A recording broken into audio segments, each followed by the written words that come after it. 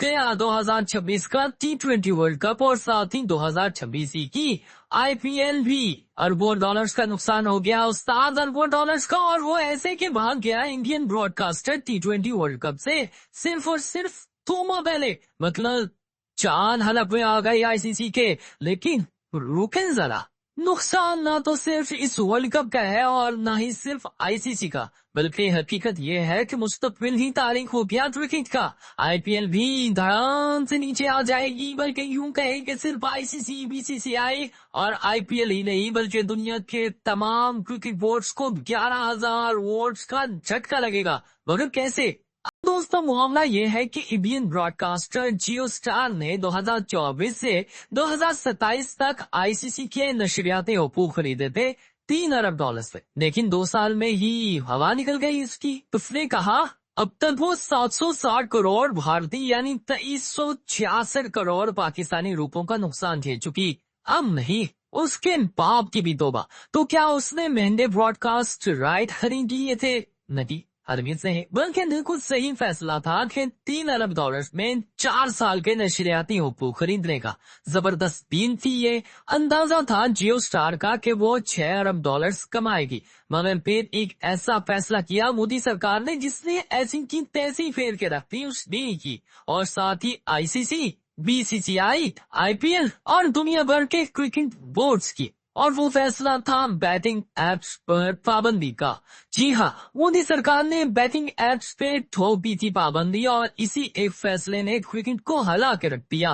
बर्बादी शुरू कर दी इस गेम की। इसकी वजह है भारत की मार्केट। भारत 80% रेवेन्यू जनरेट करता है आईसीसी का, यानी आईसीसी अपनी कुल कमाई का 80% भारत से कमाता है। और ये कमाई जिन इश्तिहारात से होती है ना, वो है बैटिंग ऐप।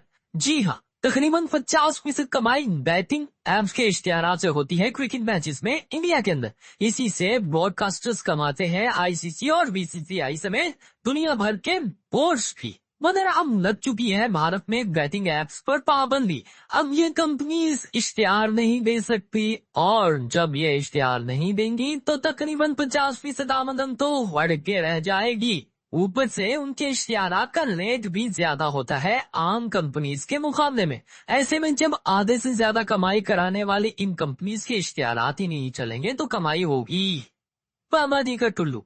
इसीलिए भाग गया जियो स्टार।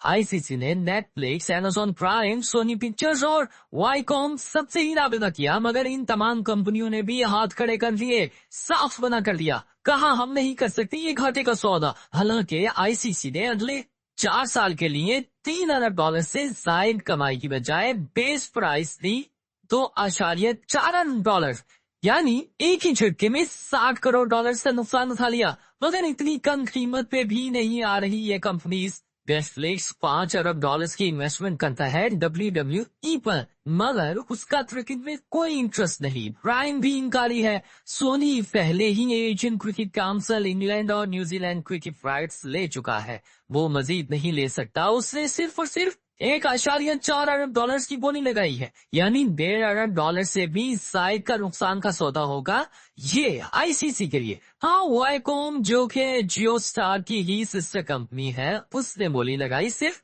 1.6 अरब डॉलर। और लग यही रहा है कि शायद वाईकॉम ले जाए आईसीसी के अगले 4 साल के नशरियाती हकूक।